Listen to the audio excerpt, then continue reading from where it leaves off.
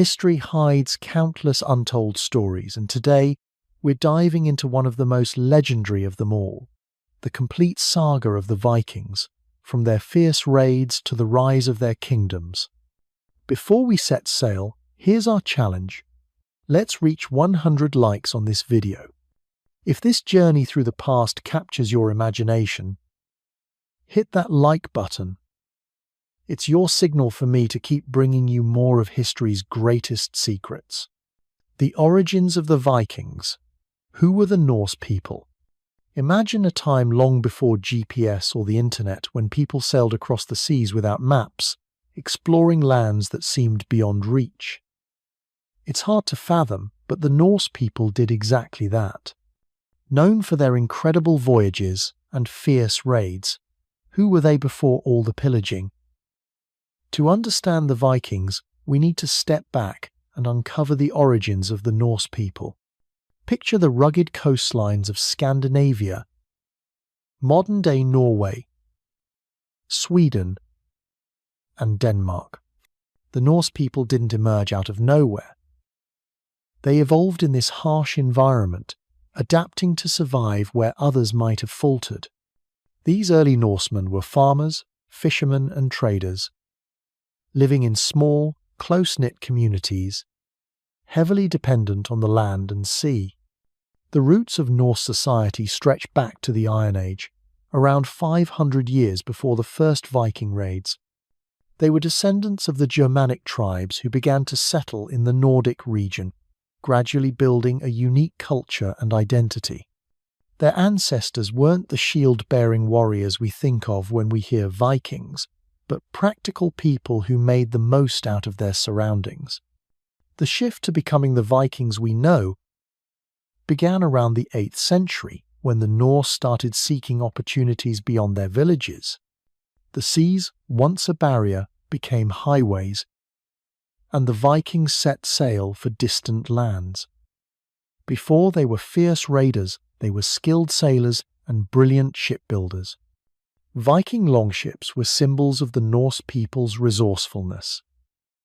Shipbuilders crafted vessels that could withstand rough seas while being fast and agile, key to their success in trade, exploration, and raids.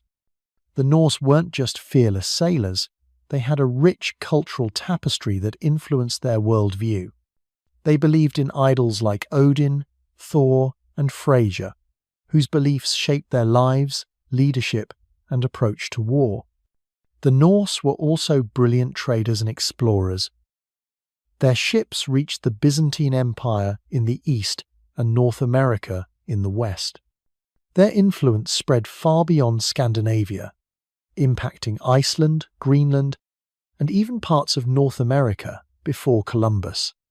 The Vikings' legacy is one of strength, exploration, and an unyielding desire to conquer the unknown. It all began with the Norse people who, in the face of an unforgiving world, learned how to thrive. Viking myths and legends. How their beliefs shaped history. Ever wondered how a people so fierce on the battlefield could be so connected to their idols, myths, and legends? Vikings didn't just raid, conquer, and explore.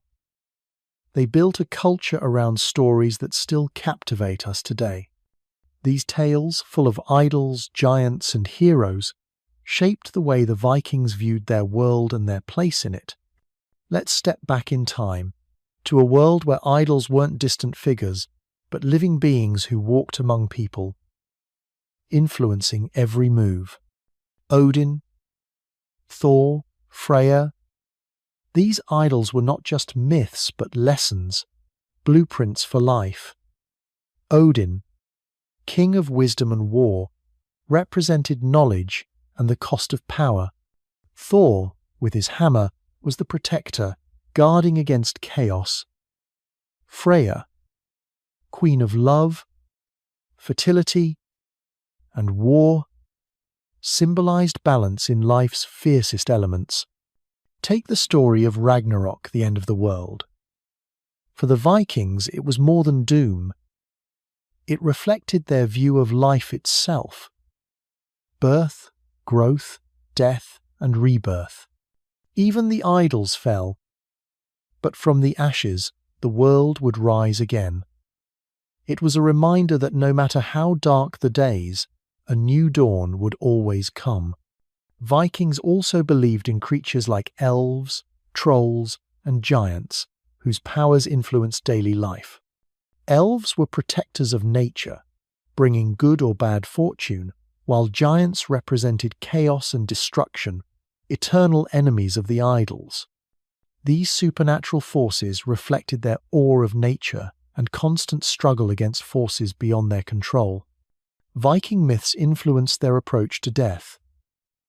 To die in battle was an honor, chosen by the Valkyries to join Odin in Valhalla. Death wasn't an end, but a transition to a grander existence. Their beliefs shaped their exploration and raiding, seeing the world as an adventure where heroes could carve their names into history. The sagas, epic stories of idols and heroes, taught loyalty, honor, and courage, and formed the foundation of Viking identity. The impact of Viking myths can still be seen today, shaping Scandinavian culture and inspiring modern literature and film. The Vikings were more than fierce warriors. They were a people whose worldview was shaped by myth, and that spirit still lives on in the stories we tell today. The Viking Longship, the key to their success on the seas. When you think of the Vikings, what's the first image that pops into your head? Chances are it's a long, sleek ship cutting through icy waters, sails billowing in the wind, warriors on board with their eyes set on distant shores. But what made these longships so extraordinary? Let me take you back to a time when these ships weren't just vessels, they were lifelines. The Vikings didn't just sail, they conquered, explored, and built entire kingdoms on these masterpieces of engineering. Imagine standing on the edge of a fjord in Scandinavia, looking at a ship unlike anything you've ever seen. Narrow, long, and made of timber that seems both sturdy and flexible. It was designed for speed and agility. The Viking longship was a marvel of ancient shipbuilding, capable of cutting through water like a knife. But speed wasn't its only weapon. It could also navigate shallow rivers, making no place unreachable for Viking raiders or traders. The ships were constructed using a technique called clinker built, where the planks overlapped, making the hull strong yet flexible. This was crucial for surviving rough seas. Steering one of these ships in stormy waters, with hundreds of men rowing in synchrony, took incredible skill. It wasn't just craftsmanship, it was the skill of the sailors. The longship wasn't just for war, it embodied Viking culture. Built for speed, it was essential for their raids. These ships also enabled the Vikings to explore, reaching as far west as North America and east to Constantinople. The Viking Empire wasn't just built on land, it was built on water. The longship played a role beyond battle too. It allowed Vikings to establish new lives in foreign lands, essential for trade and even colonization. Without the longship, it's unlikely they could have reached the British Isles, Ireland, or Russia. It wasn't just a tool of war. It was the centerpiece of Viking burial traditions, symbolizing their belief in the afterlife. The Viking longship remains a symbol of their power, exploration, and unrelenting drive to conquer. The first Viking raids, the shock of Lindisfarne in 790. 3 AD. The year 793 AD marked a moment in history so dramatic, it would echo for centuries. Imagine this: the lush green shores of Northumbria, England, basking in a calm summer morning. People are going about their daily lives, farming, praying, living simple yet meaningful lives. And then, in an instant, the tranquility is shattered by the thunderous roar of ships cutting through the waves. Viking raiders have arrived. The raid on Lindisfarne, or the shock of Lindisfarne, is often seen as the beginning of the Viking Age. But it was more than just the start of a new chapter. For the people of Northumbria, it was a moment of terror.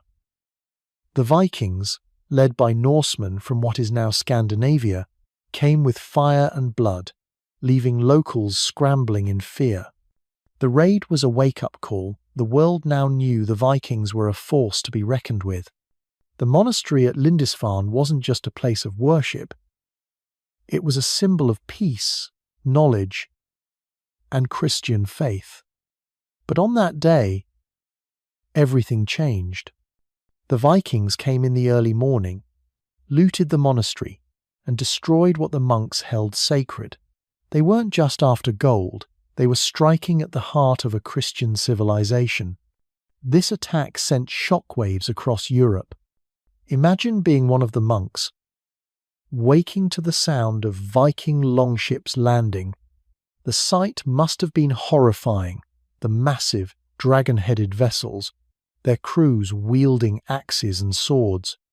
The monks had no weapons, no means of defense. Their only option was to scatter into the hills, hoping to survive. The Vikings didn't show mercy. They burned the buildings and destroyed precious manuscripts. It was destruction that sent chills across Europe. The Vikings struck again and again, spreading terror. What began as a single raid grew into relentless assaults. And for decades, the Viking reputation for violence spread like wildfire. Why did the Vikings target Lindisfarne? It wasn't just for treasure.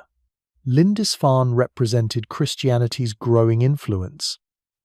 And many Vikings, who were pagan, saw the spread of Christianity as a threat.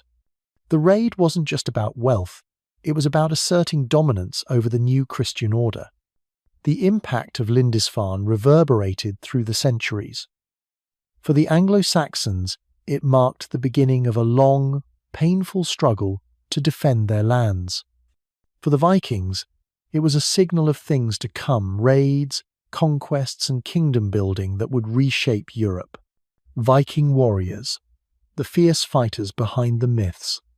Have you ever wondered what it would be like to face a Viking warrior on the battlefield? The image that comes to mind is probably one of burly figures wielding massive axes and adorned in intimidating armor, their eyes full of fury. But the truth behind Viking warriors is just as complex as the legends surrounding them. Viking warriors weren't born into battle-hardened glory. They were farmers, traders, and craftsmen living in the harsh landscapes of Scandinavia. Yet when the call to raid came, they transformed into some of the most feared and skilled fighters the world had ever seen. This society valued strength, bravery, and loyalty. To be a Viking warrior was to be a symbol of power. And these warriors laid the foundation of Viking history. What makes the Viking warrior myth so captivating is how reality often blends with legend. Take the berserkers, warriors said to fight in a frenzy. Some historians believe they entered a deep psychological state, drawing from intense training, alcohol, or ritualistic practices. They might have even worn animal skins, drawing strength from the animals they emulated. Berserkers weren't the only warriors to be feared. Shieldmaidens, often overshadowed by their male counterparts in myths, were real women who fought alongside men. While records are scarce, those that exist show women who held their own in battle, fighting for their families and communities. One of the most important aspects of Viking warriors was their connection to the idols. They believed that dying in battle would earn them a place in Valhalla, the hall of the idols. This belief made them fearless, as they sought death in combat as the highest honor. Viking warriors didn't rely on heavy armor. Instead, they wore simple tunics, leather, or chainmail for mobility. Their weapons were axes, swords, and spears, with axes favored for cleaving through shields and armor. Viking warriors were also strategic, calculating, and skilled in siege warfare. Their raids were part of a larger strategy to establish dominance and build an empire, with forces like the Great Heathen Army aiming to carve out a kingdom in England. In the end, Viking warriors weren't just larger-than-life figures.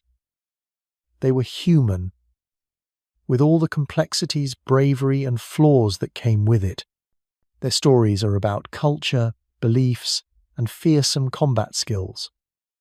So next time you hear a tale of a Viking warrior, remember there's more truth in those stories than we might realize. Viking raids on England, the bloodstained path to conquest. Imagine hearing the faint sound of a horn in the distance, followed by the terrifying sight of longships slicing through the fog. For the people of England, this wasn't a fairy tale. It was the beginning of something far more brutal.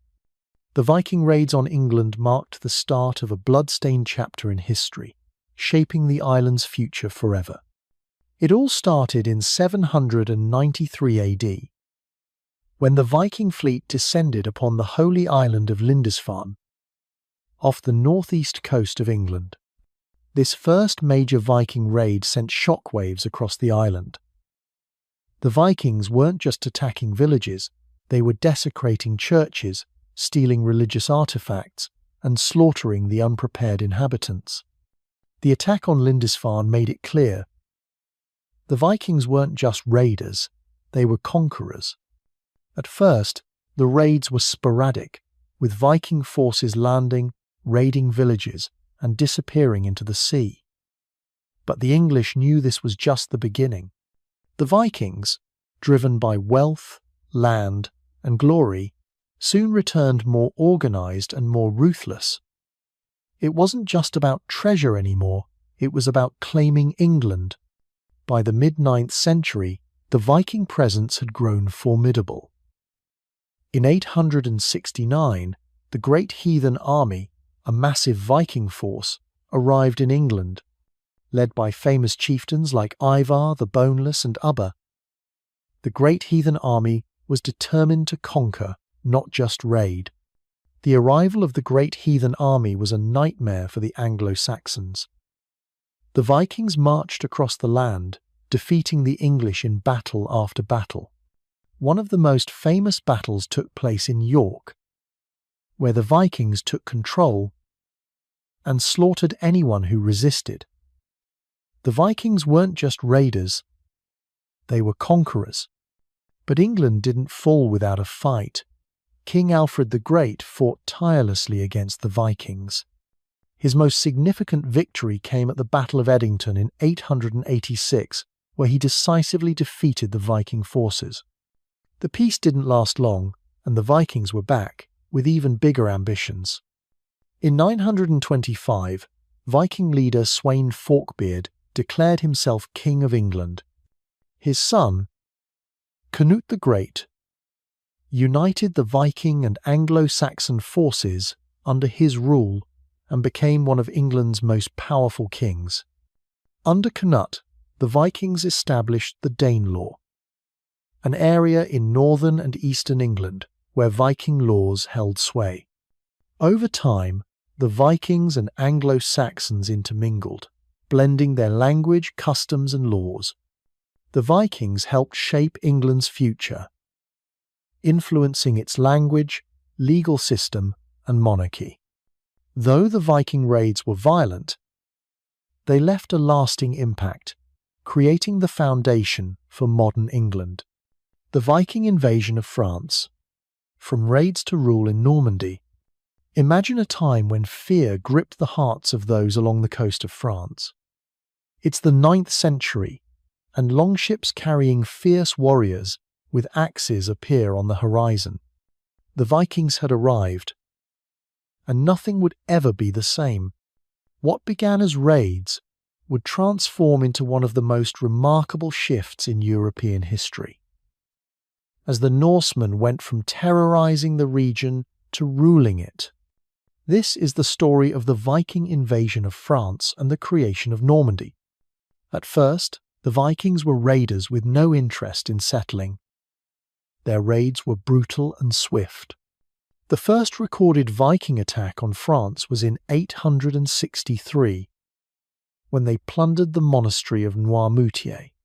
But their real test came in 873, when they reached Paris. Paris was a wealthy city, and the Vikings, with their superior naval skills, used the Seine River to attack. King Charles the Bald tried to defend Paris, but the Vikings were relentless. After months of siege, Charles was forced to pay a ransom to the Vikings for peace. This moment set the stage for the Vikings to transition from raiders to potential rulers. The Viking ambition didn't stop there. In 911, Viking leader Rollo struck a deal with King Charles the Simple. In exchange for Rollo swearing allegiance and converting to Christianity, he was granted the Duchy of Normandy. This marked the birth of Normandy. Rollo's settlement in Normandy was a dramatic shift. The Vikings, once feared, now became defenders. Over time, they adopted French ways, intermarried, and embraced Christianity. This blend of cultures created a unique identity that would endure for centuries. Rollo's descendants solidified their power, and Normandy became an important part of France. One of Rollo's great-grandsons, William the Conqueror, would later invade England in 1066, forever altering England's political landscape. The Viking influence in France didn't end with the conquest of England. Normandy continued to grow in power, blending Viking and French traditions. The legacy of the Vikings would endure for centuries to come. The Great Heathen Army. The Vikings' most formidable invasion. Picture this. The year is 879, and the Anglo-Saxon kingdoms of England are living in fragile peace. The fields are green, and the villages hum with life until, without warning, a storm of terror descends upon them. From the north, an army unlike any they had faced is marching toward them. The Great Heathen Army. This wasn't just another Viking raid. The Great Heathen Army was an organized, well-equipped force on a mission to conquer and rule. Led by Ivar the Boneless, one of the most feared Viking commanders, this was a coalition of Norsemen from Denmark, Norway, and Sweden. They weren't just after riches, they were intent on taking England. The roots of the Great Heathen Army were planted in the aftermath of decades of Viking raids. By 875, the English kingdoms had been weakened by constant threats, and King Ethelred of Wessex had tried to appease the Vikings with gold. But this was no longer about bribery, it was about full-scale invasion. In 875, the Great Heathen Army set sail, landing in East Anglia. Their discipline and determination were terrifying. Over the next few years, they systematically crushed the Anglo-Saxon kingdoms. The Vikings were united in purpose, while the Anglo-Saxons were divided and weak from internal conflict. In 879, King Ethelred of Wessex retreated to his strongholds as the Vikings captured York and defeated King El of Northumbria. One of the most infamous moments was the brutal execution of King El by Ivar, who subjected him to the Blood Eagle ritual, a gruesome method that shocked England.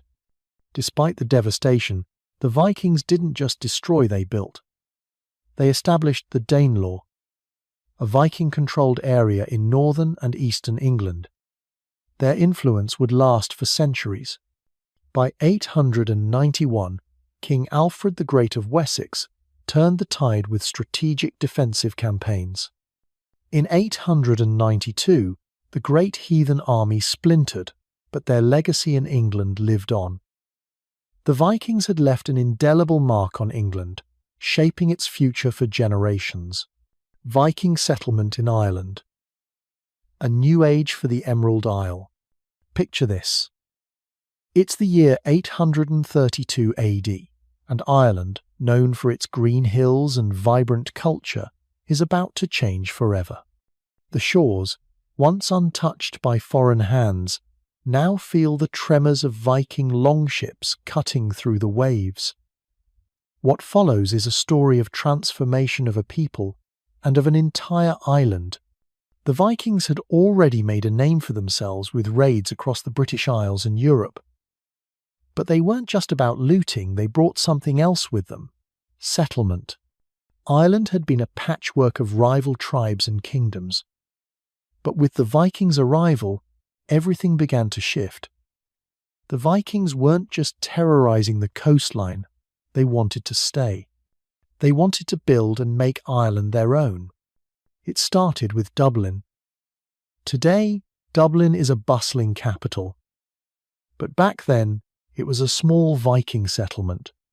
It quickly became one of Europe's most important Viking trading hubs, a powerful centre where goods flowed in from all over, creating a crossroads of culture, commerce, and conflict. The Vikings brought not just boats and swords, but their culture, technology, and language. Their longships allowed them to sail into Ireland's rivers, reaching places previously isolated. As they established settlements, Irish and Viking cultures began to intertwine. What started as an uneasy relationship of raiders and victims became a mutual exchange. Dublin wasn't the only Viking settlement. They established strongholds in Wexford, Waterford, and Limerick. These cities, once independent, were now facing Viking power as settlers. The Vikings introduced new governance, laying the foundations for urbanization. Where once there were rural villages, now bustling towns with markets and craftspeople emerged. They brought coinage, transforming the Irish economy from a barter system to one reliant on trade and currency. Culturally, the Vikings left their mark. The Irish language absorbed Old Norse words, and Viking place names like Waterford and Wexford still dot the landscape today. They also influenced Irish metalwork and jewellery. The most significant change was the Vikings' impact on Irish warfare. They revolutionized military tactics, using longships for raids, transport, and strategic battles. Their influence would echo in Irish military history for centuries. Despite this, Irish resistance to Viking rule was constant. Though the Vikings eventually assimilated, their presence forever transformed Ireland. They laid the groundwork for the island's later prosperity, creating lasting connections from the North Sea to the Mediterranean.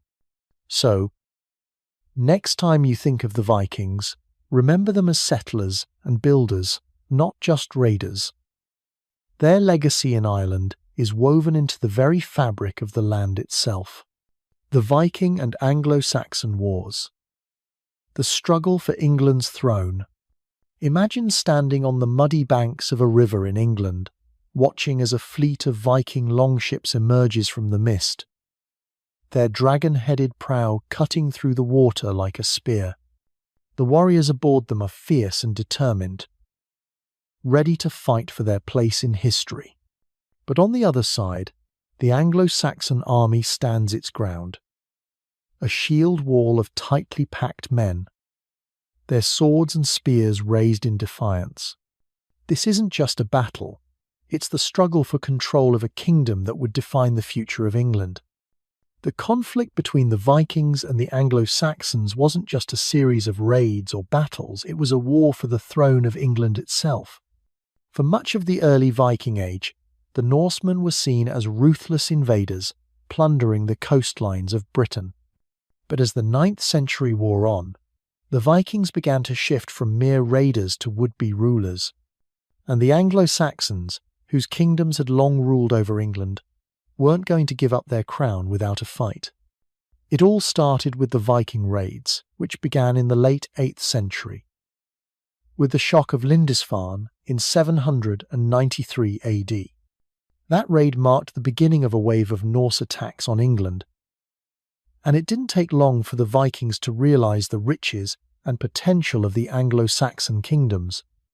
In the early years, the Vikings were mostly interested in plunder, hitting monasteries and villages. But soon they began to turn their attention to something much bigger, the throne of England.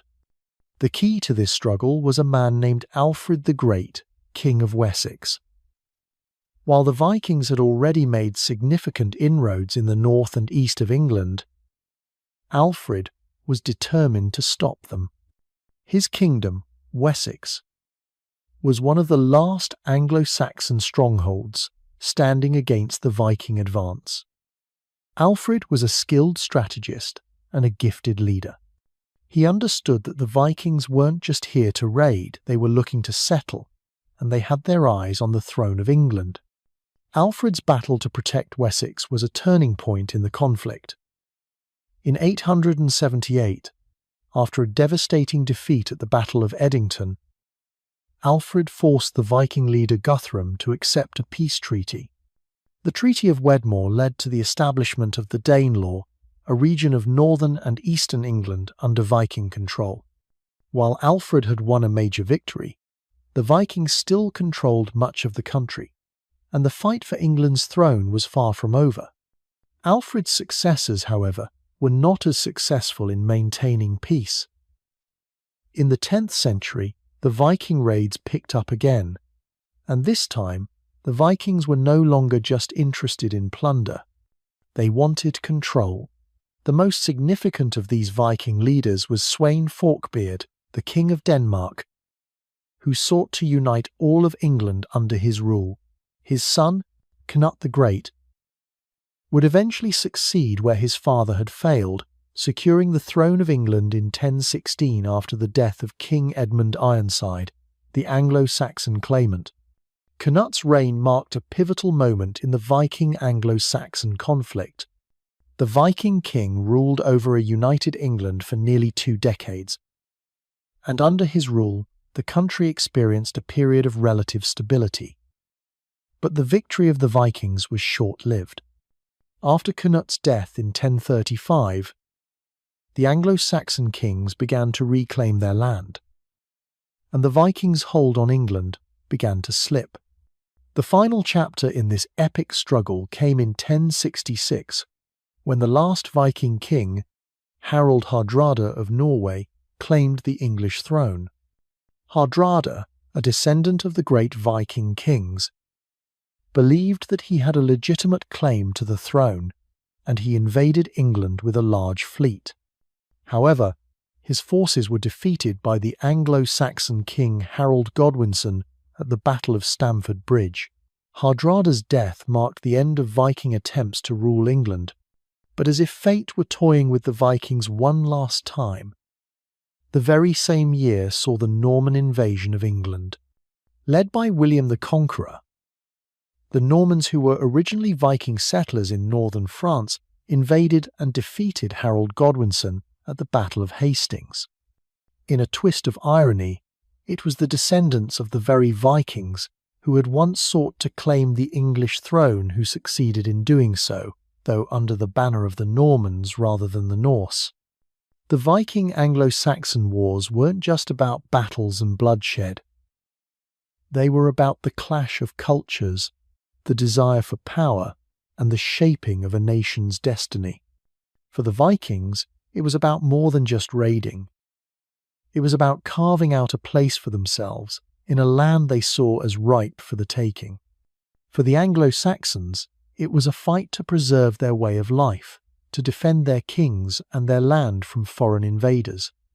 And in the end, the Vikings did leave their mark on England, both in the land they conquered and in the people they ruled. The Danelaw, though eventually absorbed into Anglo-Saxon England, left behind a legacy of Viking influence that can still be seen in the place names, laws, and customs of northern and eastern England. The Vikings may have lost their battle for England's throne, but their story is forever intertwined with the history of the kingdom they sought to conquer. The role of women in Viking society, from Shieldmaidens to rulers. Picture this: a woman standing tall, a shield in one hand and a sword in the other, her eyes fierce with determination. The clang of steel against steel rings through the air as she charges into battle, her long hair flowing behind her like a banner. It sounds like the stuff of legends, right? But in Viking society, women like this were not just the stuff of myth. In fact, the role of women in Viking society was far more complex and powerful than most people realize. Now, don't get it twisted. The Viking world wasn't all about Shieldmaidens fighting side by side with men. But there's something special about how Viking women were viewed and the vital roles they played in their communities, whether in battle, in politics, or in everyday life. They were far from passive figures, and while they were largely confined to a society that was dominated by men, they carved out their own spaces of power and influence in ways that were unique for the time. First, let's talk about the Shieldmaidens, the iconic image of Viking women as warriors. While the historical evidence for Shieldmaidens is somewhat murky, there's no denying that some women did fight in battle. The most famous example is Lagertha, a legendary figure who's often depicted as a fierce warrior in sagas.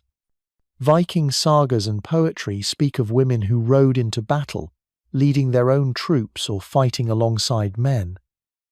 These women were not just warriors, they were symbols of strength, honor, and bravery. And while the number of actual female warriors was likely small, these stories gave Viking women a sense of agency and power that was rare in many other societies of the time. But being a Viking woman didn't just mean picking up a sword and shield. Women in Viking society were often the backbone of the home. The role of the householder was incredibly important, and women were responsible for managing the household, raising children, and overseeing the day-to-day operations of the family. These women were skilled in cooking, weaving, and brewing, and their homes often acted as centers of production and trade. The Viking economy was largely based on agriculture, and women played a significant role in farming, tending to animals, and preserving food for the harsh winters. Beyond the household, Viking women were also involved in trade. The Vikings were exceptional traders, and their network stretched across Europe and into the Middle East. Women played an active role in these trade routes, especially in the markets of the towns and villages. They sold goods, traded with other cultures, and in some cases, ran businesses. Viking women had a significant amount of freedom when it came to managing their property and wealth. If a man went on a voyage or was killed in battle, a woman could take over his business or land, a right that was more progressive than many other medieval societies at the time. Women in Viking society could also hold titles and positions of power. Although most of the leadership roles were held by men, there were exceptions. Some women became rulers or held important political positions, particularly in Scandinavia.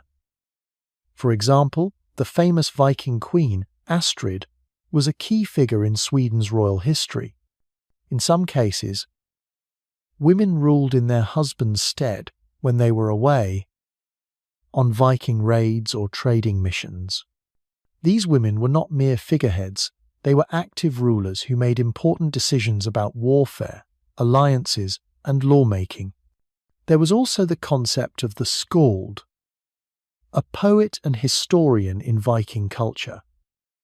While many skalds were men, some women held this role as well, preserving history through storytelling and song.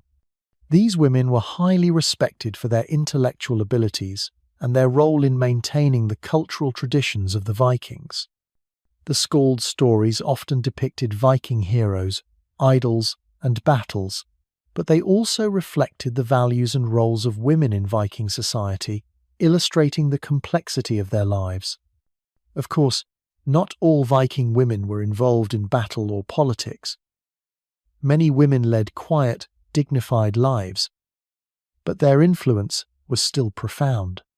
Women were crucial in shaping the culture and traditions of Viking society.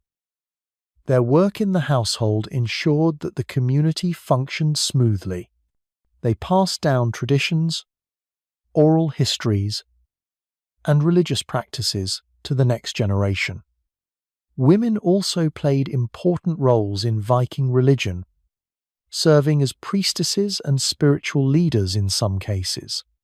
These women were seen as the mediators between the idols and the people, performing rituals and ceremonies to ensure the community's well-being. However, like in many other patriarchal societies, Viking women were often limited by social expectations.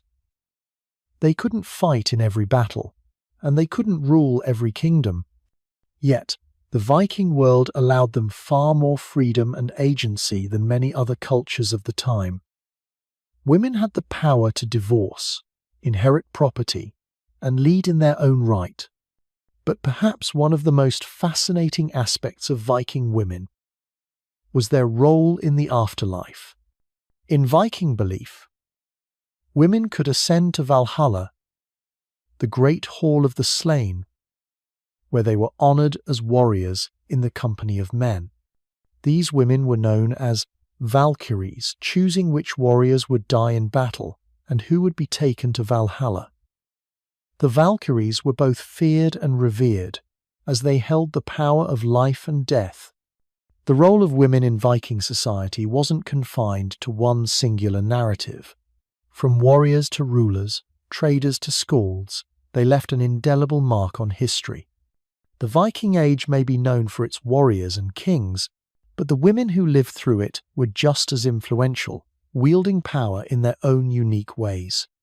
Their strength, resilience, and adaptability were a testament to the vital role they played in shaping the Viking world, a role that, though often overshadowed, was just as essential to the Vikings' legacy as any battle won or kingdom claimed. The Viking influence on Russia. The rise of the Kievan Rus. Picture a time when vast rivers, winding through dense forests and wild steppes, were the highways of ancient Europe. Along these waterways, a new power was emerging, one that would change the course of history. These were the lands of the East Slavs, where the first seeds of what would later become Russia were being sown.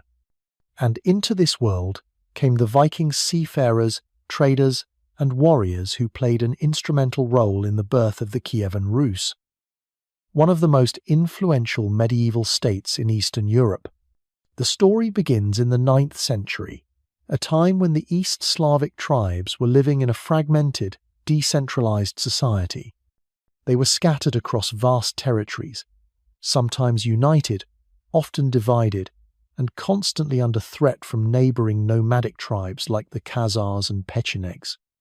The East Slavs were not yet a unified people, and their leaders were struggling to maintain control over their lands. But the rivers, particularly the Dnieper and Volga, offered a crucial connection to the broader world. It was along these waterways that the Vikings, known as the Varangians, would leave their mark. The Varangians were not just raiders, they were skilled traders, navigators, and military leaders. Their longships allowed them to travel deep into Eastern Europe, reaching as far as the Byzantine Empire in the south and the Arctic in the north. The Varangians, mostly from modern-day Scandinavia, particularly from Sweden, had been trading along these rivers for decades before they began to establish themselves as rulers in the region. But it was in the mid-9th century that the Slavic tribes, facing internal strife and external threats, turned to the Vikings for help. Legend has it that the Slavs invited the Varangians to rule over them, asking them to bring order and stability to the region. The most famous of these Viking leaders was Rurik, a chieftain who is often considered the founder of the Russian state. According to the Primary Chronicle, a historical record of early Slavic history, the Slavs sent a delegation to Rurik, asking him to become their king. Rurik and his brothers Cineas and Truva accepted the invitation, and by the year 863, they had established a base in the city of Novgorod. This marked the beginning of the Rurikid dynasty, which would rule Russia for centuries. But Rurik's influence was just the beginning. His successors, particularly his descendant Oleg of Novgorod, played an even more significant role in the formation of the Kievan Rus. Oleg, known for his military cunning, expanded the Viking influence southward, conquering the city of Kiev in the year 906. Kiev, strategically located on the Dnieper River, became the new heart of the Kievan Rus, and it was here that the first unified Slavic state would emerge. Under the leadership of Oleg and his successors, the Kievan Rus began to take shape as a powerful, centralized state. The Vikings brought not only their military prowess, but also their advanced governance and trade networks, which helped the fledgling state thrive. They established key trade routes between the Byzantine Empire, the Islamic world, and Scandinavia, making Kiev a major hub for commerce. The Vikings also introduced new methods of coinage and taxation, helping to establish the economic foundations of the Kievan Rus. But it wasn't just military and economic influence that the Vikings brought to the East Slavs. They also played a crucial role in shaping the culture and identity of the region. As the Vikings settled in the lands of the Slavs, they intermarried with the local population, creating a unique blend of Norse and Slavic traditions. This cultural fusion is especially evident in the Viking influence on the Kievan Rus' ruling class, who adopted many Viking customs, including their martial traditions and their reverence for the idols of the Norse pantheon. However, the Viking influence on the Kievan Rus wasn't all about military conquest and cultural exchange. The most significant impact of the Vikings was their role in the Christianization of the region.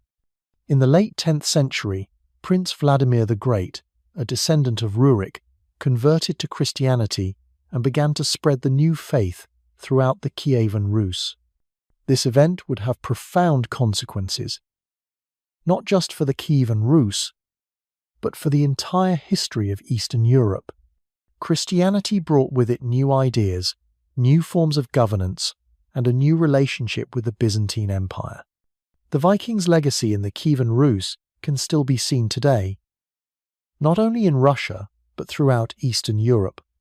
The state that emerged from this Viking-Slavic fusion would go on to become the foundation of the Russian Empire, and, later, the modern Russian Federation. The Rurikid dynasty, which traced its roots back to Rurik himself, would rule Russia for over 7 centuries, making it one of the longest reigning dynasties in history. So, when we look back at the rise of the Kievan Rus, it's clear that the Vikings were not just raiders, they were architects of history. They brought with them the seeds of a new civilization, one that would shape the future of Eastern Europe for centuries to come. From the founding of Novgorod to the Christianization of the Kievan Rus, the Viking influence on Russia is undeniable, and their legacy continues to resonate in the heart of the nation today. Viking exploration, from the North Atlantic to North America. Imagine setting sail from a cold, rocky shore, your destination unknown, the horizon stretching endlessly before you. For most people of the Viking Age, this would have been a terrifying thought. But for the Vikings, it was simply another day. These seafaring warriors were not content to stay within the familiar borders of their homeland. They pushed beyond the known world, exploring uncharted lands, and discovering new territories that would leave a lasting mark on history. The Vikings were not just raiders or warriors, they were explorers. At a time when most of Europe was confined to a relatively small part of the world, the Vikings were busy venturing far beyond their own shores. Their longships, which had already proven themselves on the battlefield, now became the tools of discovery. They sailed across the North Atlantic, searching for new lands to conquer, trade with, and settle. Their exploration began in the 8th century, when the Vikings, based in Scandinavia, first made their mark on the British Isles. They raided the coastlines, but they didn't stop there. From their base in the Norse lands, they ventured further out into the icy waters of the North Atlantic, chasing rumours of new lands and new opportunities. The Vikings were driven by a sense of adventure, but also by necessity. Their homeland of Scandinavia was a tough place to live, with long winters and limited arable land. As the population grew, new territories became a lifeline.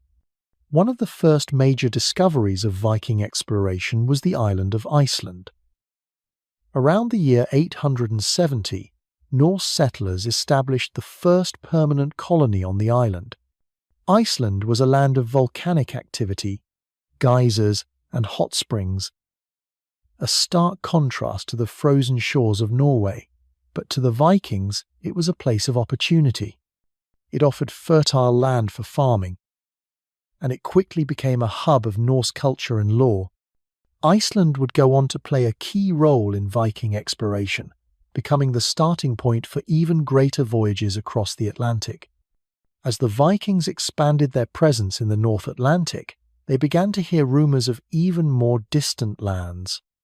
One of the most famous explorers to emerge during this period was Leif Erikson, the son of Eric the Red, the founder of the first Viking settlement in Greenland. Leif Erikson is credited with being the first European to reach North America around the year 1000 AD. His destination was a place he called Vinland, which is believed to be located in what is now Newfoundland in Canada. Leif's journey across the Atlantic was nothing short of remarkable. At the time, no one in Europe knew that the lands to the west even existed, but Leif and his crew of explorers braved the open ocean, relying on the stars, the wind, and their intimate knowledge of the sea to guide them. After a voyage that took several weeks, they reached the shores of North America. What they found there was a land of vast forests, abundant wildlife, and seemingly endless resources, an explorer's paradise. The Vikings didn't stay long in Vinland, but their brief presence in North America is a testament to their remarkable navigational skills and adventurous spirit. They established a small settlement, but due to conflicts with the indigenous peoples of the area and the harsh conditions, the Vikings eventually abandoned the site. Still, Leif Erikson's journey would become one of the most significant chapters in the history of exploration. While it would take nearly 5 centuries for Europeans to return to North America, the Vikings had already made their mark. But the Vikings didn't just explore for the sake of exploration.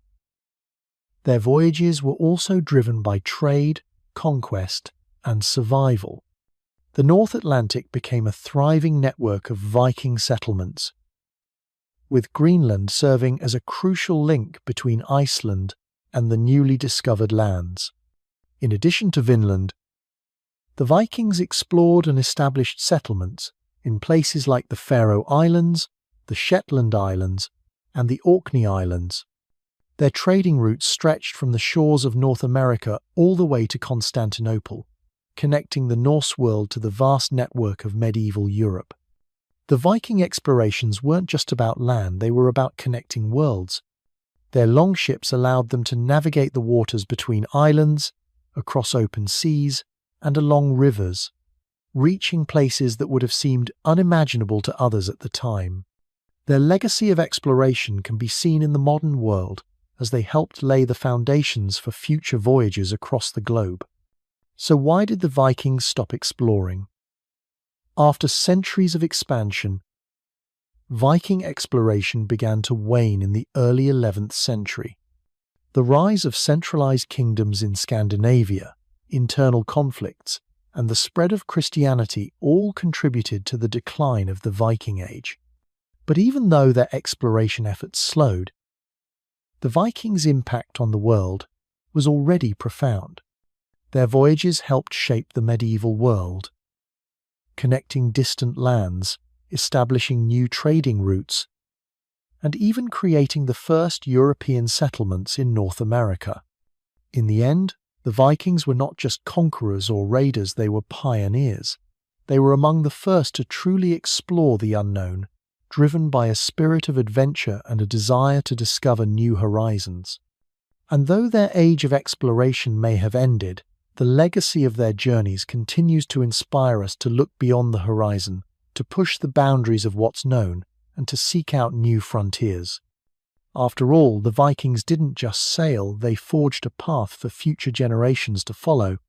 The Siege of Paris. Vikings versus the Carolingian Empire. Imagine Paris in the year 869 AD, a city that would one day be the heart of European culture and politics, now trembling under a looming threat.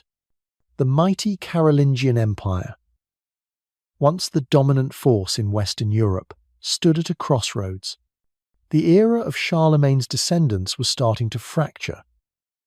And now, a new force, the Vikings, were about to take center stage in one of the most dramatic and terrifying moments in medieval history. The Siege of Paris. The Vikings had already made their mark across Europe by this point, with their raids and settlements leaving scars on the lands they touched. But the Siege of Paris was different. This wasn't just another raid. This wasn't about a few plundered villages or monasteries.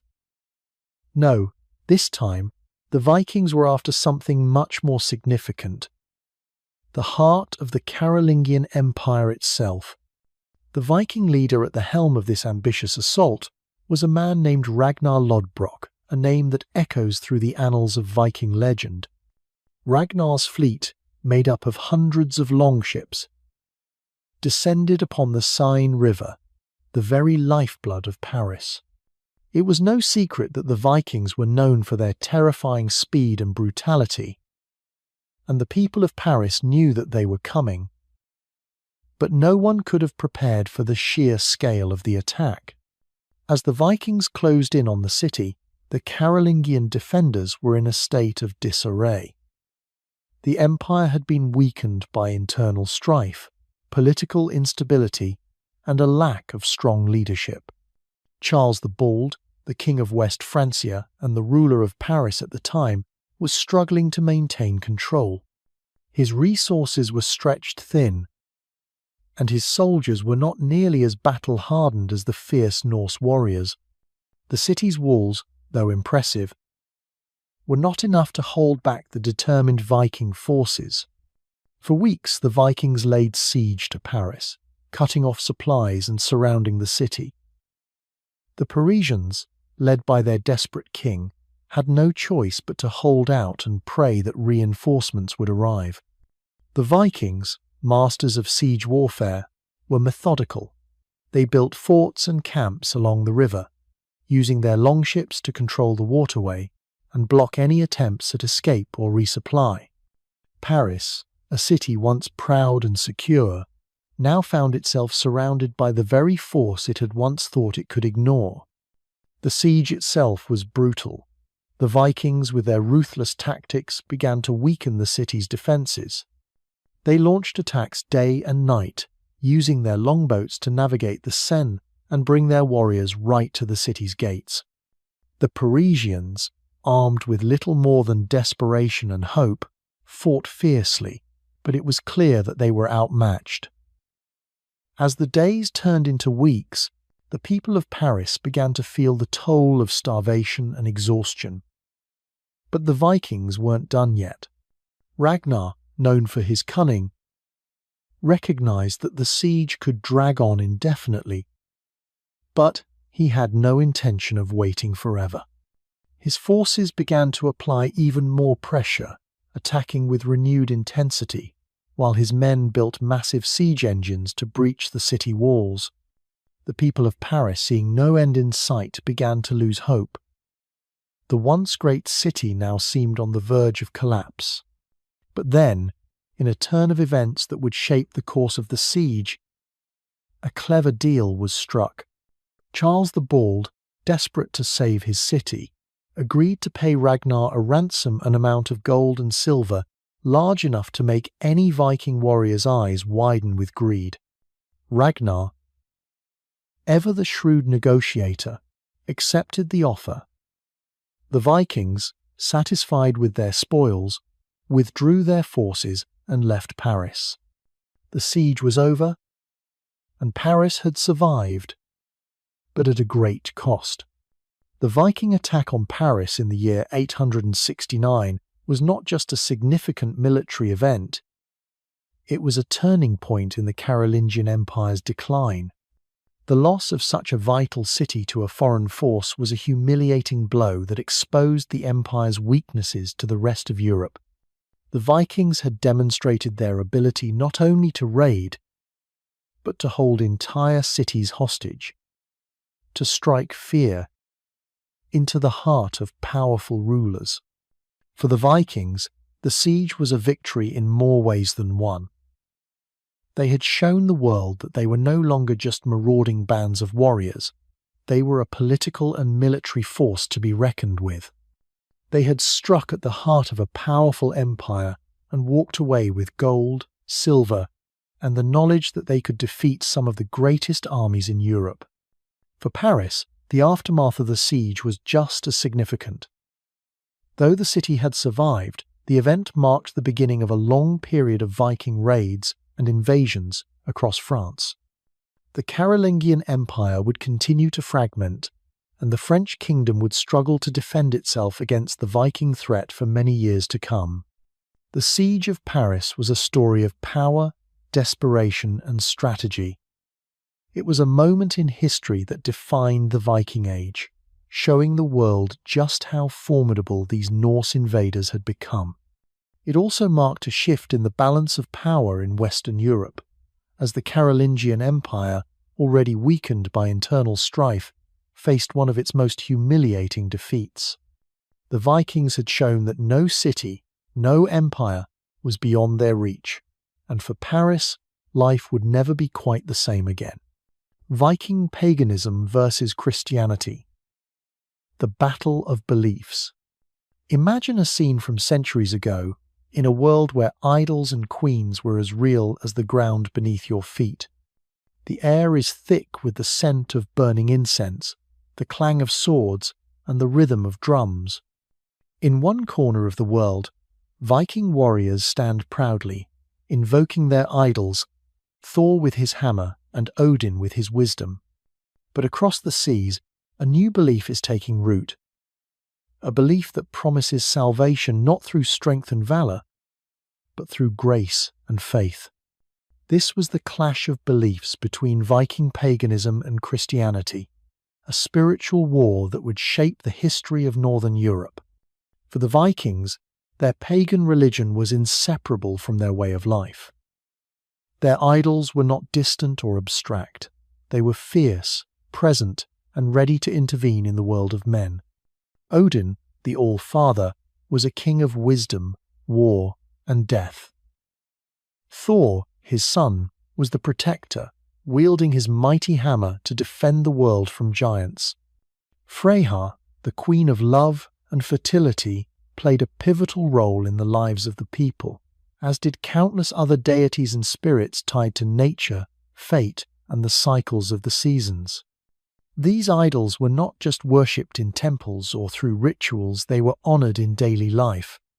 Vikings believed their destiny was linked to these idols, and their actions in life, especially on the battlefield, could determine their fate after death. A warrior's dream was to die in battle and be taken to Valhalla, the hall of the slain, where they would feast with the idols until the end of the world. This belief made the Viking warriors unafraid of death, seeing it as a gateway to eternal glory. Then came Christianity, spreading across Europe with a promise of a singular, all-knowing deity who offered eternal life in heaven.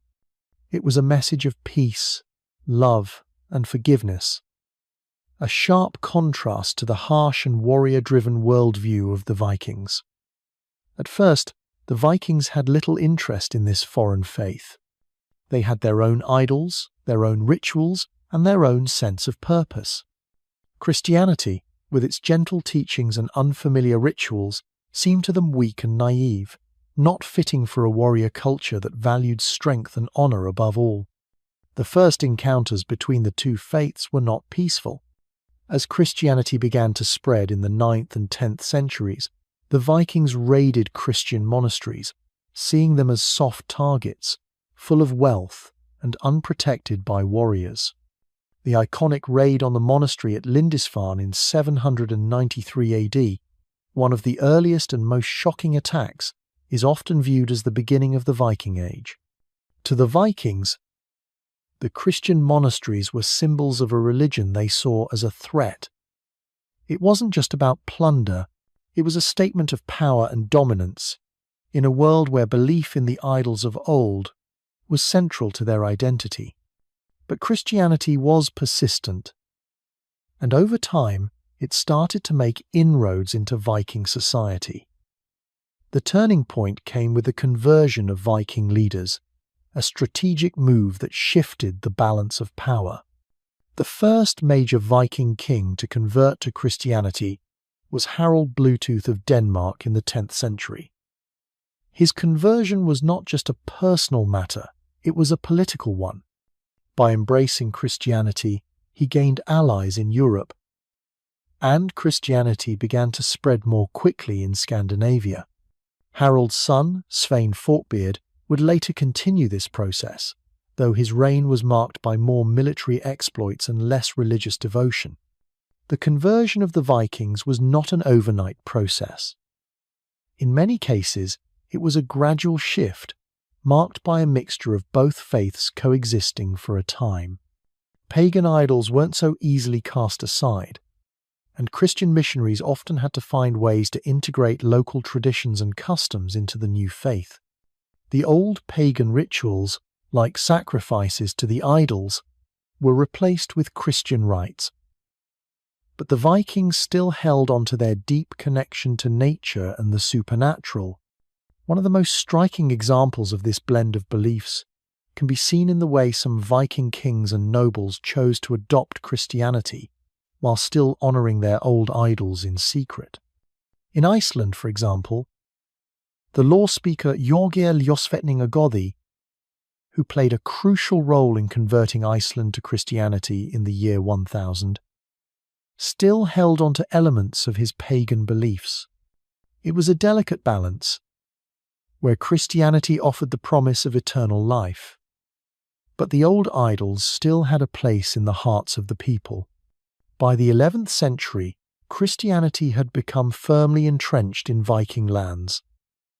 The Viking world was transforming, and with it, the beliefs that had once defined them. The construction of churches and the establishment of Christian rituals became more common, and Viking warriors began to fight in the name of the Christian idol rather than the Norse idols. Yet, even as the old ways faded, the influence of Viking paganism remained.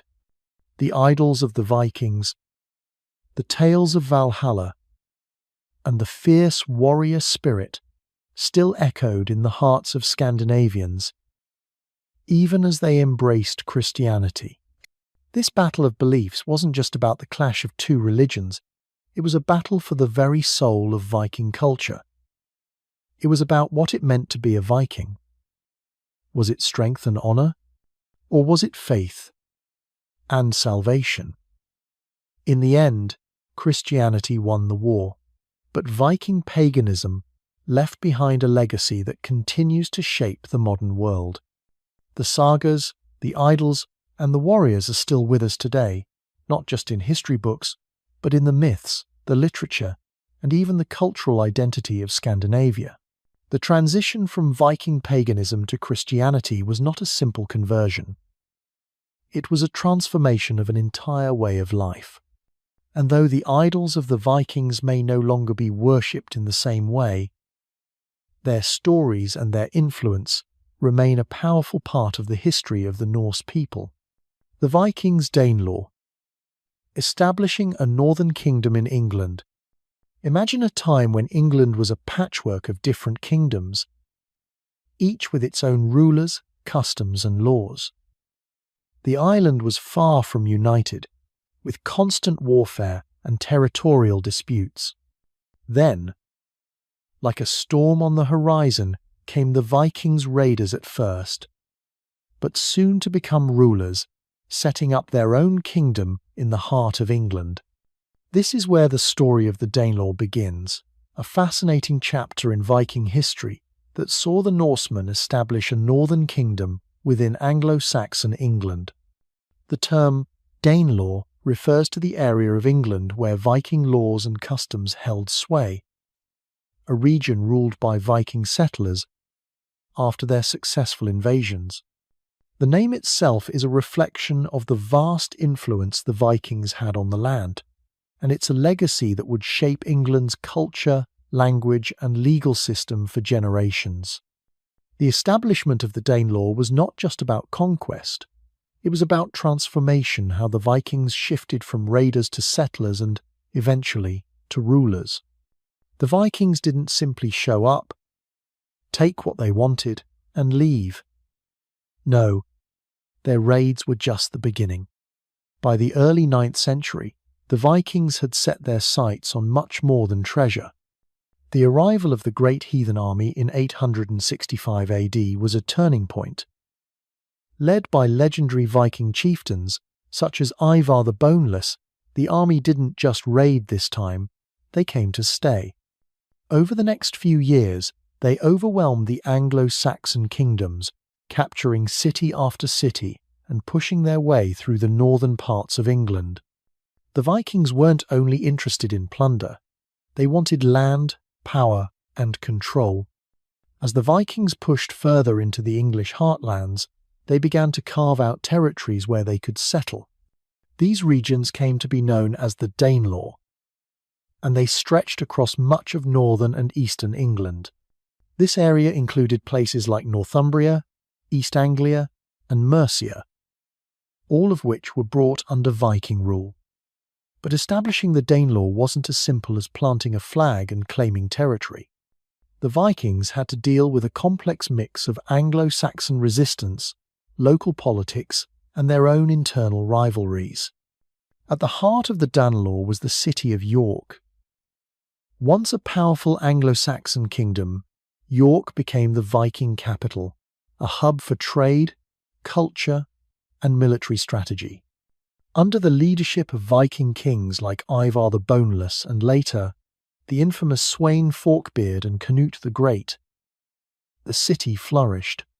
York became a melting pot of Viking and Anglo-Saxon cultures, a place where Norse customs and laws mingled with those of the Saxons. But the Vikings didn't just rule with military might, they also brought their unique legal systems to bear on the territories they controlled. Viking law, which would form the backbone of the Danelaw, was a fascinating blend of customs and practices. Unlike the Anglo-Saxons, who had a more centralized and rigid system of law, the Vikings adhered to a more decentralized model. Local assemblies, called things, were central to Viking governance. These gatherings allowed freemen to come together, discuss matters of law and justice, and settle disputes. In the Danelaw, the Vikings maintained these traditions, ensuring that local communities had a hand in governing themselves. This decentralized system, where decisions were often made by the people for the people, was a sharp contrast to the Anglo-Saxon approach, which was more hierarchical. But the Vikings didn't just bring their laws with them, they also brought their language, which would have a lasting impact on the English language. Over time, the Viking settlers and the Anglo-Saxons began to intermingle, and the Old Norse language began to influence Old English. The result? A language that would eventually become Middle English, with a vocabulary that still bears the marks of Viking influence today. Many common English words, such as law, sky, and window, have their roots in Old Norse. The Danelaw didn't just change the political landscape. It also left its mark on the very way people communicated. Life under Viking rule in the Danelaw wasn't always easy, especially for the Anglo-Saxons who found themselves living under foreign dominion. But the Vikings brought with them new technologies, such as advanced shipbuilding techniques that would forever change the English landscape. They introduced a more complex system of trade and commerce, which boosted the local economy and connected England to a wider European trading network. The Vikings were not just warriors, they were traders, craftsmen, and farmers who built cities and infrastructure that lasted long after their reign ended. However, the Danelaw wasn't destined to last forever. By the end of the 10th century, the English were beginning to push back. The rise of King Alfred the Great, and later his successors, marked the beginning of a long process of reclaiming the lands that had once been lost to the Vikings. Under Alfred and his descendants, the Anglo-Saxons began to rebuild their strength, launching campaigns to recapture the Danelaw. The final blow to the Danelaw came in the early 11th century with the rise of Canute the Great. As the son of Sweyn Forkbeard, Canute eventually became King of England, uniting the Anglo-Saxons and Vikings under a single rule. Though he was of Viking descent, his reign symbolized the blending of the two cultures. The Danelaw, as a distinct Viking kingdom, slowly faded away as the English kingdom was unified once more. Yet, even though the Vikings no longer ruled the Danelaw, their legacy lived on in the laws, language, and culture of England. The Danelaw was not just a kingdom, it was a symbol of how the Vikings transformed from fierce invaders to integral rulers, laying the foundations for much of England's future. The establishment of the Danelaw was a pivotal moment in English history, one that brought together two distinct cultures in a way that reshaped the landscape forever. It was a kingdom forged in blood and ambition, one that, despite its eventual collapse, left an indelible mark on the history of England and the people who lived there. The Vikings didn't just conquer land, they changed the course of history, leaving behind a legacy that would echo through the centuries. The Christianization of the Vikings, how religion changed a people. Picture the scene. A Viking warrior, clad in iron, his eyes fierce with determination, standing tall before the altar of a Norse idol. The wind howls around him as he prays to Odin, seeking guidance for his next raid. In the world of the Vikings, their idols were as real and as vital as the air they breathed. But what happens when a people who live and die by the sword, whose very identity is built upon their pagan beliefs, suddenly turn to a new, foreign religion? This is the story of how Christianity changed the Vikings from the idols of battle and the afterlife to a new faith of mercy, salvation, and divine grace. It all began in the 10th century, a time when Viking raids had brought terror to Europe. The Norsemen, from the windswept lands of Scandinavia, had made their name as fierce warriors and explorers. But behind their warlike ways, the Vikings were deeply spiritual, with a pantheon of idols who governed every aspect of life. Odin, the all-wise father of the idols, Thor, the thunderous protector, and Freya, the queen of love and war, these were the deities who ruled their world. Their myths were alive in every raid, in every battle, and in every decision made. Death was seen as a passage, and for those who died honourably in battle, the ultimate reward was a place in Valhalla, where they would feast and fight for eternity. However, Christianity, which had been slowly spreading across Europe, began to make inroads into the lands of the Norse. The seeds of Christian influence were first planted by the Vikings' contact with the Anglo-Saxons and the Franks. As early as the mid-9th century, the Vikings encountered Christian missionaries while raiding monasteries. The idea of Christianity, with its teachings of eternal life, compassion, and the promise of salvation, might have seemed strange, even alien to the Viking mindset, which valued strength and honour above all. Yet, despite their initial resistance to this new faith, the Vikings began to hear its message. The tipping point came in the year 956, when the first Scandinavian ruler, King Harald Bluetooth of Denmark, was converted to Christianity. Harald's conversion is one of the most pivotal moments in Viking history. According to legend, it was through a combination of political maneuvering and genuine belief that Harald embraced the new faith. His decision was both a personal and political one. He realized that aligning himself with the Christian kings of Europe would strengthen his power and influence. But Christianity was more than just a tool for political gain. It was a religion that promised something new, a chance for salvation, an afterlife of peace, and a connection to a world beyond the chaotic, violent realm of the Norse idols. King Harald's conversion set a precedent for other Viking rulers, and soon Christianity began to spread across Scandinavia. However, this wasn't an easy or immediate process. The Vikings were a proud people, and their pagan traditions ran deep. The old idols weren't easily abandoned, and many Vikings clung to their ancestral beliefs. But as Christianity began to gain a foothold, the Vikings started to see the potential benefits. The Christian faith offered them new alliances, wealth, and a way to integrate with the growing power structures of Europe. For many, the allure of Christianity wasn't just religious but pragmatic. One of the most significant events in the Christianization of the Vikings occurred when Olaf Tryggvason, a Norwegian king, embraced Christianity in the late 10th century. Olaf was a dynamic and forceful figure, known for his boldness and charisma.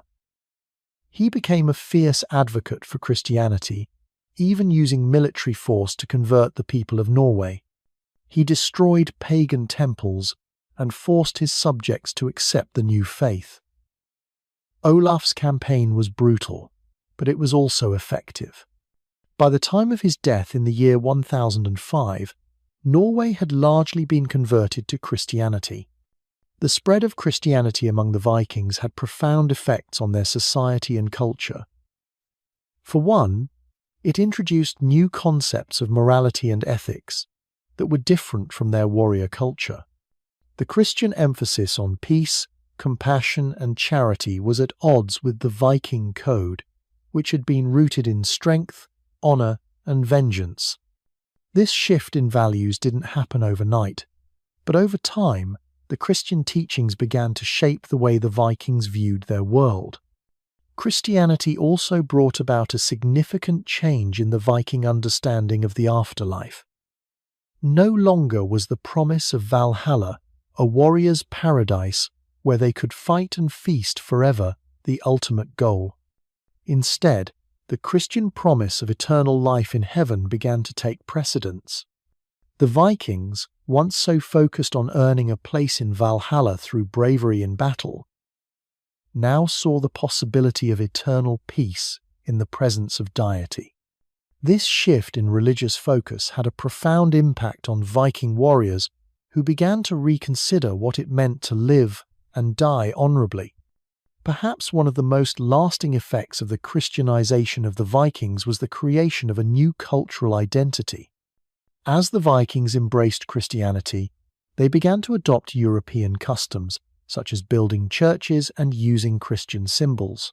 They even began to incorporate Christian saints and stories into their own folklore. The once pagan Norse idols began to fade into the background, replaced by a new spiritual framework. Yet, despite this conversion, the Vikings didn't entirely abandon their old ways. Instead, they blended their Norse heritage with their new Christian faith, creating a unique fusion of cultures that defined Viking society for centuries to come. The Christianization of the Vikings was more than just a religious transformation. It was a cultural, political, and social revolution that reshaped the Norse world. It marked the end of an era when the Vikings were the feared, wild warriors of legend and the beginning of a new chapter, where they would integrate into the broader European community as rulers, traders, and farmers. Christianity didn't just change the Vikings' beliefs, it changed their entire way of life. bringing them closer to the rest of Europe and laying the foundation for the Viking legacy to be carried on through the centuries. The transformation was long, complicated, and often violent, but it was also one of the most significant cultural shifts in European history. Viking kings and chieftains, the leaders who shaped Viking destiny. When we think of the Vikings, we often imagine fierce warriors raiding distant shores, their longships cutting through stormy seas with unstoppable force. But behind the battles, the plunder, and the exploration, there were powerful leaders, kings and chieftains who shaped the destiny of the Viking world. These leaders were not just warriors, they were strategists, rulers, and visionaries who defined the Viking Age and left a legacy that would echo through history. The first name that often comes to mind when we talk about Viking rulers is Ragnar Lothbrok, a legendary figure whose life has been woven into a tapestry of myth and history. Whether he was a real historical figure or a blend of several warriors is still up for debate, but his influence on Viking culture is undeniable. Ragnar's story is one of ambition, bravery, and tragedy. His fame spread across the Norse world, and his saga, filled with daring raids and battles, became the stuff of legend. He is perhaps most famous for his raids on France and England, where he brought terror to the Anglo-Saxon and Carolingian kingdoms. His ability to unite different Viking factions and lead them to victory cemented his status as one of the most iconic Viking kings. Ragnar's death, according to legend, came at the hands of King Ela of Northumbria when he was thrown into a pit of snakes. But even in death, his legacy lived on through his sons, Ivar the Boneless, Bjorn Ironside, and others who would continue his mission to conquer new lands. The legacy of Ragnar's sons is one of the most fascinating chapters in Viking history. Ivar the Boneless, despite his physical limitations, proved to be one of the most ruthless and cunning Viking leaders. His intelligence and strategic mind were just as formidable as his ability to lead men into battle. Ivar's leadership during the invasion of England was marked by calculated brutality, especially during the infamous conquest of York. Under Ivar's command, the Vikings secured their place in English history, leading to the establishment of the Danelaw, a region of England under Viking control. Then there was Bjorn Ironside, another son of Ragnar, whose leadership was equally impressive, but in a different way. Bjorn was known for his explorations and his role in building Viking influence in the Mediterranean. He is said to have ventured as far as the coasts of Spain and Italy, raiding along the way. His voyages proved that the Vikings were not just focused on the British Isles. They were a formidable naval force capable of reaching far-flung shores and establishing their dominance across vast distances. While Ragnar and his sons are the most famous, the Vikings had many other powerful kings and chieftains who shaped their destiny. Harald Fairhair is often considered the first king of a unified Norway. Before Harald, Norway was divided into many small, independent kingdoms, each with its own chieftain. Harald's rise to power wasn't easy, and it took years of conquest and political maneuvering. But by the time he secured his rule in the 9th century, he had laid the foundation for a unified Norway. Harald's legacy is one of consolidation, turning a fragmented land into a single kingdom, which would go on to become a powerful player in the Viking world. Olaf Tryggvason is another legendary Viking king who left a lasting mark on Norway. Olaf's reign, which began in the late 10th century, was defined by his mission to convert Norway to Christianity. His conversion efforts were brutal, and he used both diplomacy and force to bring the Christian faith to the Norse people. Olaf's reign was short, as he was killed in battle against a coalition of Norse chieftains who opposed his conversion campaign. But his efforts to Christianize Norway had lasting consequences. Olaf's legacy was felt long after his death, as Christianity slowly began to take root in Scandinavia, changing the Viking world forever. In Denmark, King Sweyn Forkbeard stood out as one of the most ambitious Viking rulers. Sweyn's reign in Denmark was marked by constant expansion and conquest. He is perhaps best known for his invasion of England, which led to his brief rule as King of England in the early 11th century. Sweyn's conquests were ruthless, but his ability to establish control over such vast territories showcased his power as a leader. His son, Knut the Great, would go on to become one of the most successful Viking kings in history, ruling over England, Denmark, Norway, and parts of Sweden, an empire that stretched across much of northern Europe. Chieftains played a crucial role in Viking society as well. While kings often ruled over large territories, the chieftains were the local leaders, the warriors and tacticians who commanded smaller but highly influential bands of Viking warriors. These chieftains were often the ones who led raids, made alliances, and decided the fate of their people. The chieftains were not just warriors, they were community leaders who played a vital role in the daily life of the Viking world. Guthrum, a Danish warlord and the leader of the great Heathen army, provides an example of a powerful chieftain who would shape Viking history. He led the Viking conquest of much of England, and after his defeat of King Alfred the Great in battle, Guthrum made peace with the Anglo-Saxons and converted to Christianity. His conversion marked a significant shift in the relationship between the Vikings and the Anglo-Saxons, one of the many instances where Viking rulers adapted to the changing world around them. These Viking kings and chieftains didn't just shape the fate of their people, they altered the course of history. They built kingdoms, expanded their territories, and established cultures that would live on for centuries. They were not only warriors but also statesmen, strategists, and explorers who understood the complexities of leadership in a rapidly changing world. Without their leadership, the Viking Age would have been far different, and the world as we know it today would be unrecognizable.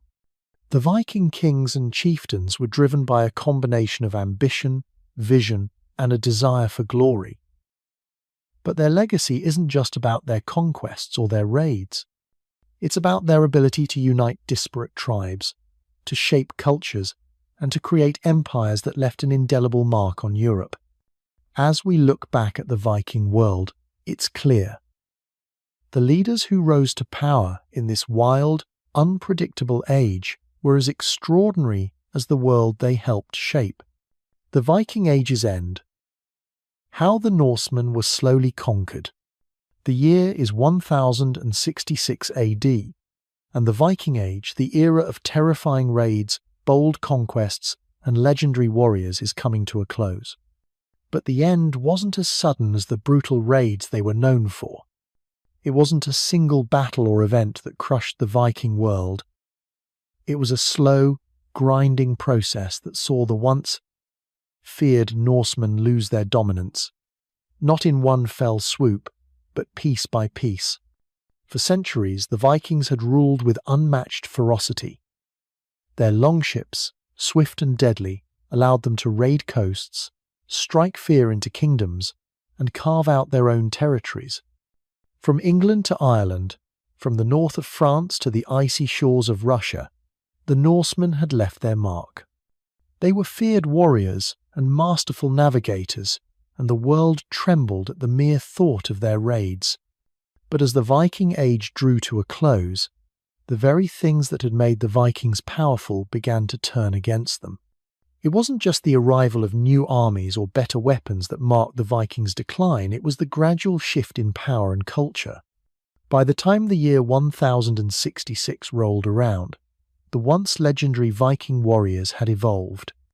Many of them had settled down, assimilated with the lands they had conquered, and even embraced Christianity.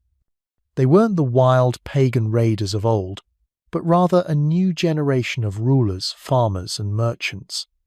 In England, the decline of Viking power began with the Battle of Edington in 886 AD, where Alfred the Great decisively defeated the great heathen army. After this battle, the Vikings were forced to retreat, and the Anglo-Saxons slowly regained control. But even then, the Vikings didn't simply vanish. Instead, they began to negotiate and settle, living alongside the English and eventually forging alliances with the Anglo-Saxons. The creation of the Danelaw Viking-controlled territories within England was one of the results of this uneasy coexistence. But by the mid-10th century, the Viking presence in England started to weaken, as Anglo-Saxon power solidified under kings like Ethelstan, who unified England and pushed back Viking influence. Across the seas in Scandinavia, the Viking Age was also winding down. Norway, Denmark, and Sweden had become powerful kingdoms, and the Viking kings, once the terror of Europe, were now focused on internal governance and diplomacy rather than raiding. The rise of Christianity in Scandinavia, which took root in the 10th and 11th centuries, played a huge part in transforming Viking society. The old idols were abandoned in favour of the Christian faith, and the once pagan Norsemen began to adopt European customs, changing their identity from fierce raiders to Christian rulers. The very spirit that had fueled the Viking raids' religious zeal for their idols was fading, replaced by a more peaceful and bureaucratic approach to rule. In the east, the Viking-controlled territory of Kievan, founded by the Norse Varangians, had become increasingly Slavic in culture. The Vikings, who had originally settled in the region, had mixed with the local populations and converted to Christianity. The once feared Varangians were now a part of the political landscape of Eastern Europe, no longer an invading force, but integrated into the fabric of the region's society. But the final blow to the Viking world came in the form of the Battle of Stamford Bridge in 1066 AD. The battle, which saw the defeat of Harald Hardrada, the last great Viking king by the forces of King Harold Godwinson of England, marked the last attempt by the Norsemen to reclaim their former glory. Harald Hardrada had once been a towering figure, feared across Europe, but his death on that battlefield marked the end of an era. The Vikings had been defeated not just by military force, but by the sheer weight of changing times. So, what led to the fall of the Viking Age? It wasn't just the end of Viking raids or a single decisive defeat. It was a combination of factors: the rise of stronger, more centralized kingdoms in Europe, the spread of Christianity that led to the assimilation of the Vikings into European culture, and, of course, the changes within Viking society itself. The Norsemen, once known for their wild expeditions and fearless conquests, had become a part of the world they had once terrorized. The Vikings also faced a new kind of warfare.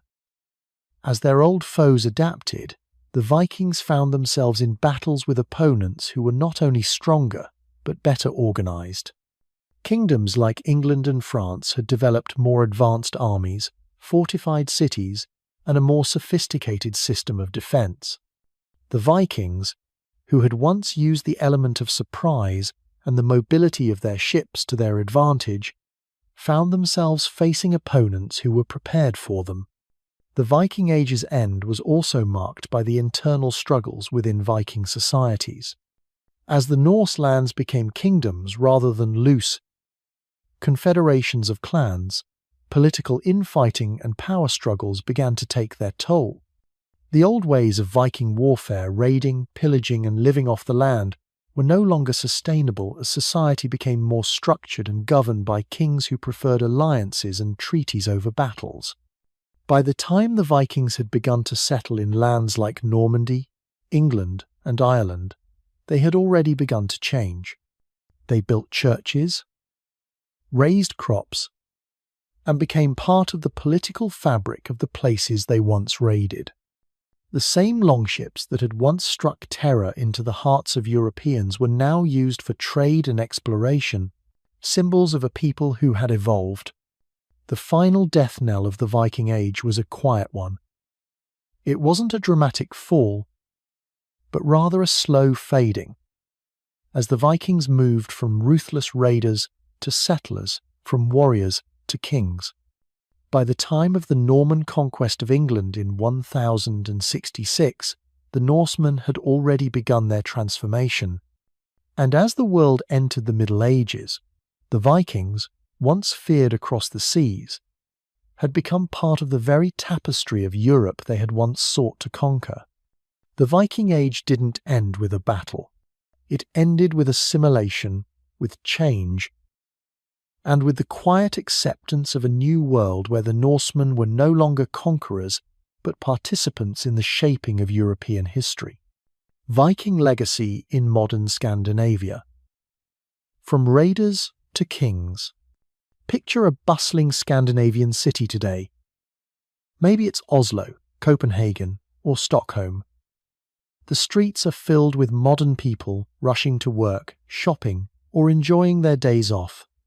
Yet, beneath the sleek designs of contemporary buildings, beneath the digital age that defines the present, there's a deep thread connecting all of these places to a time long ago. The Viking Age.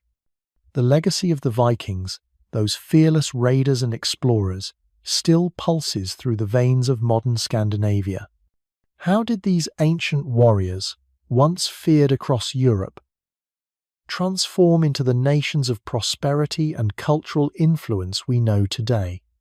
The Vikings, often remembered for their raids and pillaging, weren't just ruthless warriors. They were skilled craftsmen, traders, and explorers who carved out settlements, navigated vast seas, and established trade routes that spanned from the Americas to the heart of Asia. They didn't just conquer lands.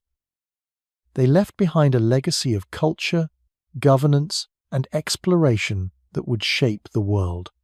Today, this legacy is alive in the identity of the Scandinavian countries, which continue to bear the marks of their Viking ancestors.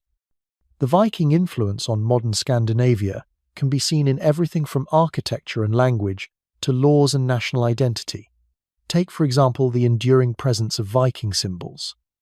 The hammer of Thor, the wolf of Fenrir, and the Valnut are not just relics of the past, they're proudly displayed in modern Scandinavian culture, from tattoos to sculptures to logos. These symbols serve as a reminder of the strength, independence, and resilience that the Vikings embodied. But the most profound way the Vikings left their mark is in the political and social systems that evolved from their warrior culture. The Vikings were not just raiders, they were also kings, chieftains, and lawgivers. The Viking idea of leadership, where the leader was often chosen based on strength, wisdom, and ability to lead people through both war and peace, became a cornerstone of Scandinavian governance. It is this idea of strong, dynamic leadership that influenced the development of the Scandinavian monarchies that still exist today. From the Viking kings who ruled over Denmark, Norway, and Sweden to the more modern monarchs, the tradition of regal power and national unity has deep roots in Viking history. In fact, the Viking Age saw the formation of many of the countries we now recognize as modern Scandinavian nations. Denmark, Norway, and Sweden all trace their royal lineages back to Viking kings, and their foundations as nations were often built upon Viking conquests and settlements. For example, the Danish monarchy, one of the oldest in the world, can trace its lineage back to the Viking king Gorm the Old, who ruled in the 10th century. Similarly, the Swedish and Norwegian monarchies have royal bloodlines that stretch back to Viking kings and chieftains, demonstrating how deeply Viking heritage is woven into the fabric of Scandinavian identity. The Vikings were also instrumental in shaping the very land they occupied.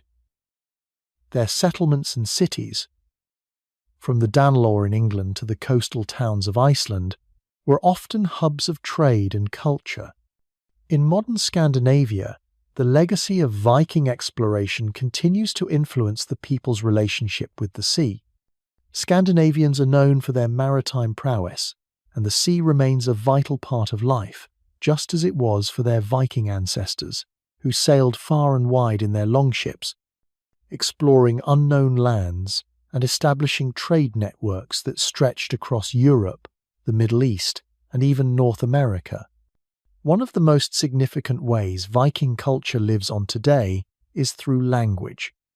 Many modern Scandinavian languages, Swedish, Danish, Norwegian, and Icelandic, are direct descendants of the Old Norse language spoken by the Vikings. Words that are still commonly used today, from thing, a governing assembly, to saga, a long story or heroic tale, have their roots in the Viking language. Even English has been heavily influenced by Old Norse, especially in the northern parts of Britain, which were once under Viking rule. These linguistic ties are a daily reminder of the cultural exchange that took place during the Viking Age and the lasting impact it had on the development of modern languages. Of course, the Viking legacy isn't just about power, exploration, or language. It's about the cultural values that they passed down. The Viking emphasis on community, loyalty, and bravery is still celebrated in modern Scandinavia, where these values are central to national identity. The Vikings were warriors, yes, but they were also farmers, merchants, and craftsmen, creating thriving communities where everyone had a role to play. These values of teamwork, resilience, and respect for individual contributions continue to shape the Scandinavian countries today, with a strong emphasis on social equality, communal well-being, and environmental sustainability. Yet, perhaps one of the most striking aspects of the Viking legacy is how it has been mythologized and embraced by modern Scandinavians. The Vikings are not just viewed as figures from the past, they are symbols of national pride. Festivals celebrating Viking history, such as Viking reenactments, festivals, and Viking ship museums, are common throughout the Nordic countries. The Vikings, once feared for their raids, are now celebrated as the forefathers of modern Scandinavia's strength, innovation, and unity. Today, Scandinavia is one of the wealthiest, happiest, and most progressive regions in the world. This success, often linked to their Viking ancestors, is the result of centuries of cultural, political, and social evolution. The Viking Age may have ended, but its legacy is still alive in the hearts of the people, in their architecture, their language, and their values.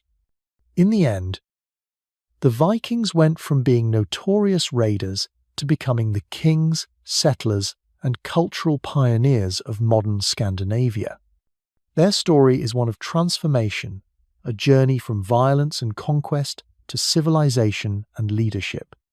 And though the longships no longer sail the seas, the Viking spirit continues to thrive in the hearts of the people, shaping the modern nations of Denmark, Sweden, and Norway, and inspiring the world with their ancient, enduring legacy.